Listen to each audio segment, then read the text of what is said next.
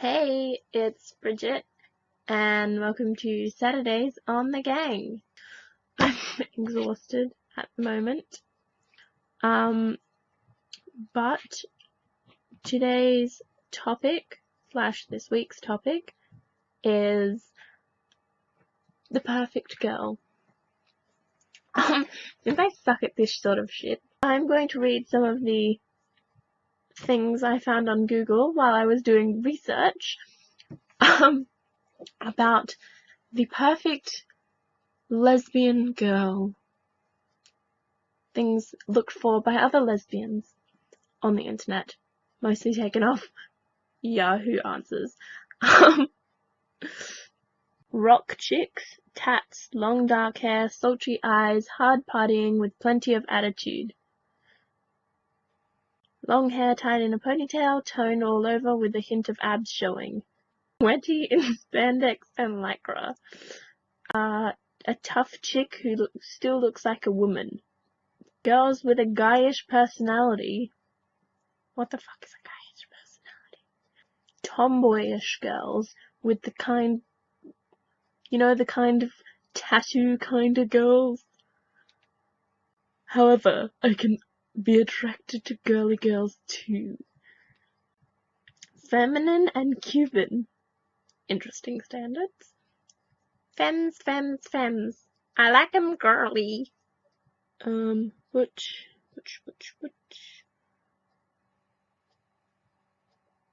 Tomboyish but not butch. I thought butch and femme were like lesbian terms for like something else. You know, not necessarily how you dressed. My mistake. Girls that are older than I am, who can stimulate me mentally, so intellectual, witty and sarcastic, a clever sense of humour, mature, open-minded, a willingness to understand the views of others as well as trying new things, someone who can initiate something, eccentric and unique with a bit of mystery and intrigue,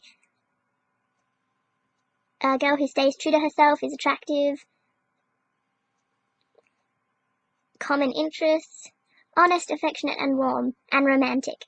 That is a long list for one person. Open-minded, sweet, cute, sportive, mature, funny, playful, not insecure, doesn't cheat. Girls with dirty blonde hair, blue or really light green eyes, shorter than me, femme because I am a tomboy, my age or 1 year older than me, caring, nice, smart, retro, girls that dress retro like Lana Del Rey. Lana Del Rey doesn't freaking dress retro. Lana Del Rey dresses. Can you be 70% a lesbian? Kind of androgynous, tattoos, piercing, as long as they're tasteful and not too many of them. Chilled and laid back, someone who will counteract me, highly strung and manic, someone who's upfront, doesn't play games, not mysterious. Amazing personality. Different and mysterious, cause I'm different and mysterious. Must be physically attractive, mysterious, but makes the pursuit fun and intriguing as you get little by little, quiet, intelligent, kinky, spiritual, dignified. This is from a far more reputable website, www.com/woman-lesbian-attracted. So what attracts a lesbian? Here are the 5 attributes of a perfect woman. 1. A woman who can help with household chores and has a good job. 2. A woman who can make you laugh. 3. A woman you can trust. 4. A woman who likes being with you in bed or not. And 5. It's important that each of these 4 women don't find out about each other. That's only 4 attributes. What the fuck? Okay, so next, in my search for what really makes the perfect girl, because we all know that you can't form an opinion on something like this from just one source. Definitely if it's not yourself, because that creates bias. And as a history student, I am strongly opposed to bias, and I aim to recognize it and do my best to counter it. So then I went on to lestrology.com because I love astrology. I love star signs. They're very exciting. I'm a Sagittarius, and so apparently My perfect matches are Leo and Aries.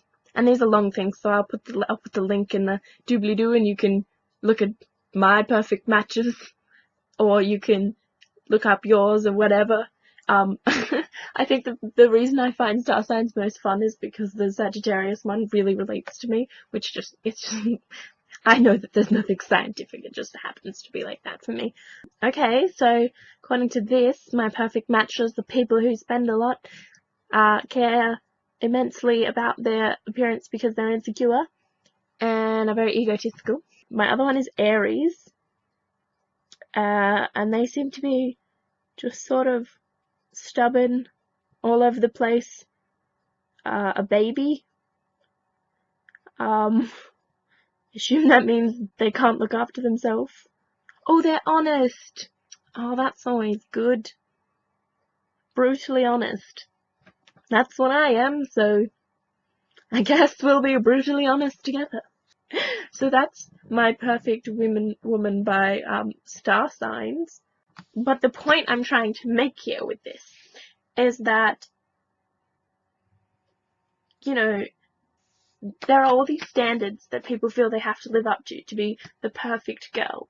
But just from those weird samples that people decide they need to write on the internet, you can see that everybody's perfect girl is different. And so you shouldn't get hung up if, you don't match with someone. You thought you liked them, but you're just not compatible, and like, there is someone out there, and there is someone that will love you, so don't fret about that. I think I already mentioned, like, a couple of videos ago that I have a really reactive personality, and so I don't know, I really have any standards. I don't have standards. The only problem I have is when people are like complete assholes who slut shame and are like really shitty people. And even then they can grow into the most wonderful people. Yeah, like Morgan, I love people who are like kind of nerdy because I'm into that. But like, honestly, as long as you're okay with me being who I am, it doesn't really matter to me who you are. I don't really have that sort of thing. I guess the thing about relationships is not to go in it, not to start them, and not to be, when you're looking for someone to be in a relationship with, not to go in there with a list of things that you want, but rather a list of things that you won't accept. That's far more important than outlining your perfect girl, because people won't necessarily live up to that. Just because we're all lesbians, or whatever your sexuality is, just because we all like girls doesn't mean we all like the same sort of girls. And a really intense part of relationships is putting up with each other's weird quirks, and their emotional shit. Like, you have to work out how much, like, what you're gonna put up with in another person. Like, are you emotionally stable enough to be dealing with other people's messy lives? Because everyone has problems, and you have to work out what problems of those are going to clash and cause problems with you, rather than setting out, this is what I want for my perfect girl. She has to have blonde hair and blue eyes and tan skin and, I don't know, like 3 breasts. I guess I'm just sort of reiterating the same sort of thing everybody else has said. There's not really any such thing as a perfect girl. This is Bridget, signing off. I really want my own, like, signature. Yeah, so that's me. I hope you enjoyed some of the pathetic things that I read out. I'll leave a link to the Lestrology website because I just think it's cute and it's fun. You don't have to visit that if you want. I'll put a link to my Tumblr. Feel free to ask me about anything, ever. I love hearing about other people's relationships and, like, people that they like and stuff, so come talk to me because I think that's really cute.